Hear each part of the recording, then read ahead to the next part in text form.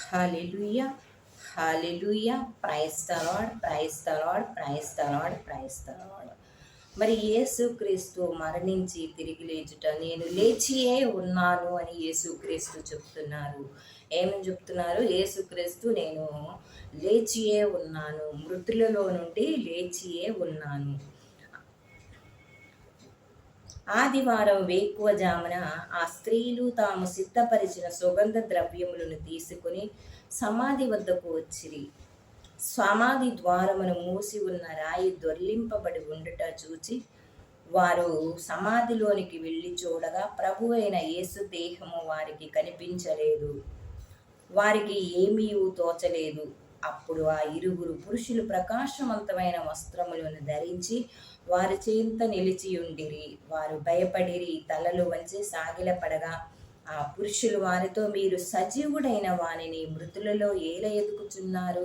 ఆయన ఇక్కడ లేడు, లేచియే ఉన్నాడు అని. మనుష్య కుమారుడు పాపుల చేతికి అప్పగింపబడి సిలువ వేయబడి 3వ దినమున సజీవుడై లేవవలేనని మీతో చెప్పిన కదా. ఆయన గలీలియాలో ఉన్నప్పుడు మీతో చెప్పిన మాటలు స్మరింపుడు అని ఆ పలుకులు పలికినప్పుడు వారికి జ్ఞప్తికి వచ్చినవి. అప్పుడు ఆ పలుకులు వారికి జ్ఞప్తికి వచ్చి వారి సమాధి నుండి తిరిగి వచ్చి 11 మంది శిష్యులకు మిగతా వారందరికీ ఈ విషయములను తెలియజేసి, అట్లు తెలియజేసిన వారు మగ్దలేని మరియమ్మ.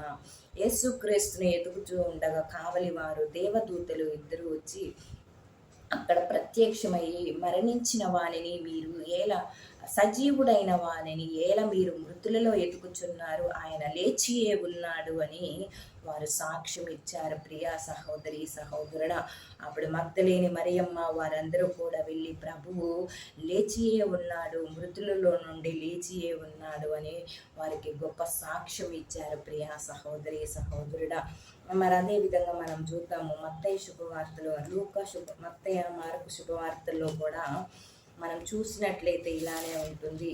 ప్రభు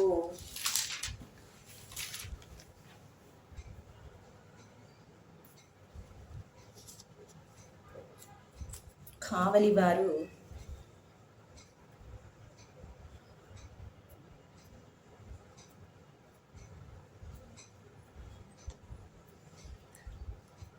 అదిగో అప్పుడు పెద్ద భూకంపము కలిగిన ఏలయన పరలోకము నుండి దేవదూత దిగివచ్చి ఆ రాతిని దొర్లించి దానిపై కూర్చుండెను. అతని రూపము మెరుపు వలెను, వస్త్రము మంచు వలెను తెల్లగా ఉండెను.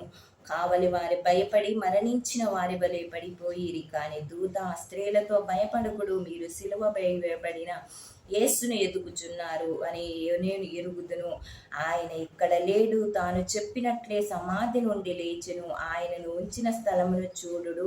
మీరు తక్షణమే వెళ్ళి ఆయన మృతులలో నుండి లేచినని శిష్యులకు తెలుపుడు. ఇదిగో మీకంటే ముందు యేసు గలీలియాకు వెళ్ళుచున్నాడు అని అచ్చట మీరు ఆయనను దర్శించుదురు. అదియే నేను మీతో చెప్పుచున్నాను అని ఆ దేవదూత సందేశం ఇచ్చెను. ఒక తెల్లని వస్త్రము ధరించినటువంటి వ్యక్తి ఆ యొక్క సమాధి రాతిని తొలగించి ఆ రాతిపై కూర్చుండి ఉండగా అప్పుడు మగ్దలేని మరియమ్మ కొందరు స్త్రీలు వెళ్ళగా వారు అతని రూపమును చూసి, మెరుపు వలె, వస్త్రము మంచు వలె తెల్లగా ఉన్నది కాబట్టి కావలి వారందరూ ఈ స్త్రీలు భయపడి మరణించిన వారి వలె పడిపోయారు అంట. అప్పుడు ఆ దేవదూత స్త్రీలతో, భయపడుకుడు, మీరు సిలువ వేయబడిన యేసును ఎదుగుచున్నారు. ఆయన ఇక్కడ లేడు, మృతులలో నుండి ఆయన చెప్పినట్లే లేచి ఉన్నాడు అని చెప్పారు. మీరు ఆయన ఇక్కడ లేడు, తాను చెప్పినట్లే సమాధి నుండి లేచెను. ఆయనను ఉంచిన స్థలమును చూడుడు. మీరే వచ్చి చూడండి. యేసుక్రీస్తు ఈ సమాధిలో లేడు, మీరే వెళ్ళి చూడండి అని చెప్పి ఆ యొక్క దేవదూత చెప్పినప్పుడు మీరు తక్షణమే వెళ్ళి ఆయన మృతుల్లో నుండి లేచినని మిగతా శిష్యులకు తెలుపుడు.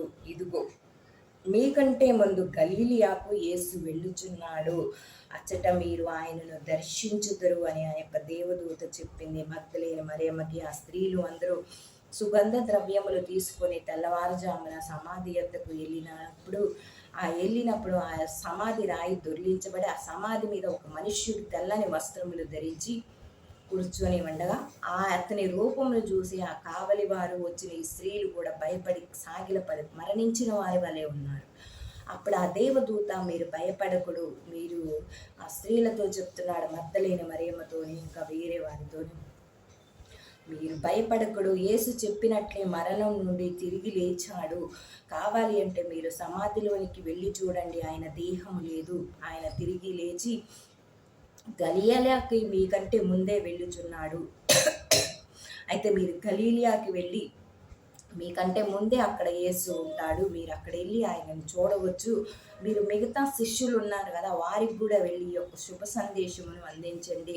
ఏమనంటే యేసుక్రీస్తు మృతులలో నుండి తిరిగి లేచాడు, ఆయన లేచే ఉన్నాడు అని, ఆయన లేచాడు అనే ఒక శుభవార్తను అందించమని ఆ యొక్క దేవదూత ఆ స్త్రీలకి తెలియజేసింది. ప్రియా సహోదరి సహోదరుడా, ఈనాడు మనమందరము కూడా యేసుక్రీస్తుకి సాక్షులమై ఉండాలి. యేసుక్రీస్తుని, ఇదిగో నజరేయుడైన యేసుక్రీస్తుని సిలువ వేశారు. మన పాపాల కొరకు, మన దోషాల కొరకు ఆయన సిలువ వేసి చంపినప్పుడు ఆయన మరణించి 3వ దినమున సజీవుడై లేచాడు. నీ కోసము, నా కోసము, నాకు నూతన జీవం ఇవ్వడానికి ఆయన మరణం నుంచి తిరిగి లేచి నాకు నూతన జన్మమునిచ్చాడు, నూతన జీవితమును ఇచ్చాడని మనము బహిరంగంగా సాక్ష్యం చెప్పుకోవాలి. ప్రియ సహోదరి సహోదరుడా, ఆయన మృతులలో లేడు, లేచియే ఉన్నాడు